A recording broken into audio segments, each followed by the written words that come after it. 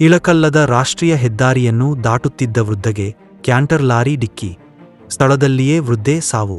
ಬಾಗಲಕೋಟ ಜಿಲ್ಲೆಯ ಇಳಕಲ್ದ ರಾಷ್ಟ್ರೀಯ ಹೆದ್ದಾರಿಯ ಬಂಬು ಪ್ಯಾಲೇಸ್ ಹತ್ತಿರದ ಹೆದ್ದಾರಿಯನ್ನು ದಾಟುತ್ತಿದ್ದ ವೃದ್ಧೆಗೆ ಉಳ್ಳಾಗಡ್ಡಿ ತುಂಬಿದ್ದ ಕ್ಯಾಂಟರ್ ಲಾರಿ ಡಿಕ್ಕಿ ಹೊಡೆದಿದ್ದರಿಂದ ಸ್ಥಳದಲ್ಲಿಯೇ ವೃದ್ಧೆ ಸಾವನ್ನಪ್ಪಿದ್ದ ಘಟನೆ ಸೋಮವಾರದಂದು ಸಾಯಂಕಾಲ ನಡೆದಿದೆ. ನಗರದ ಜೋಶಿಗಲ್ಲಿಯ ನಿವಾಸಿ ದುರಗಮ್ಮ ಕೋನಪ್ಪ ಬಾರಿಗಿಡದ ವಯಸ್ಸು 80 ವೃದ್ಧೆ ರಸ್ತೆಗಳಲ್ಲಿ ಬಿದ್ದ ಬಾಟಲಿಗಳನ್ನು ಹಾರಿಸುತ್ತಾ ಮುರುಕ ಅಂಗಡಿಗೆ ಹಾಕಲು ಹೋಗುತ್ತಿದ್ದಾಗ ಹೆದ್ದಾರಿ ದಾಟುತ್ತಿದ್ದಾಗ ಈ ಘಟನೆ ಸಂಭವಿಸಿ ಸ್ಥಳದಲ್ಲಿಯೇ ಸಾವನ್ನಪ್ಪಿದ್ದಾಳೆ.